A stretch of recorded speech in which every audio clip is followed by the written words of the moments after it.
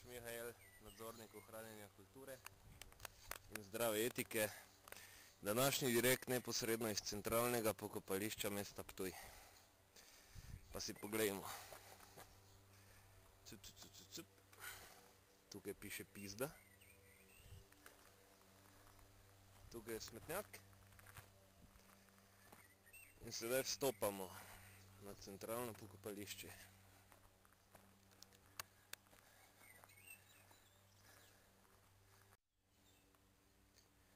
Takšni prizori, kot so vidni tukaj, so brez dvoma lahko karakterizirani kakor največja sramota vsakega posamičnega mesta, vasi, naselja nasploh.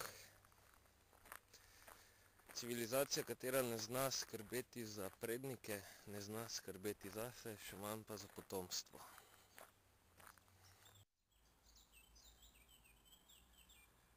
Današnji direkt prikazuje,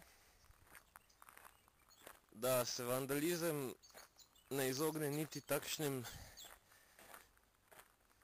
lokacijam, bom to imenoval, kot so zadnja počivališča. Za nekatere zadnja počivališča. Na tem pokopališču najdemo denimo potrte nagrobnike. Najdemo razbite table z imeni. Najdemo prekucnjene križe. Najdemo nerazumljive sledove vandalizma. Najdemo razsul. Najdemo znake objestnosti. Najdemo zapise človeškega ravnanja, katero je v zdravih pogojih nerazumljivo oziroma neodobravano. Razumljivo je. Na tem pokopališču najdemo poniževanje človeka, poniževanje živali, poniževanje rastlin. Na tem pokopališču najdemo dokaz, da današnja kultura mnogo stvari sploh ne razume.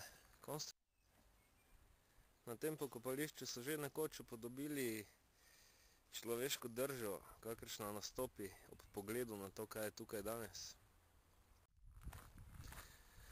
Sprehod po tem pokopališču v človeku navrži in odpre vprašanja, ali se je možno v destruktivni družbi sploh zanesti na kaj drugo, kakor to, da bo tudi poslednje počivališče uničeno. Ta nagrobnik zagotovo ni bil zasnovan za to, da izgleda tako, kakor danes. Tudi ta grob ne. Štetje uničenih grobov bi verjetno doseglo številko tistih, ki še niso dotaknjeni ali uničeni. Kjer vmes poseže bolna človeška roka, ni druga kakor solz potop.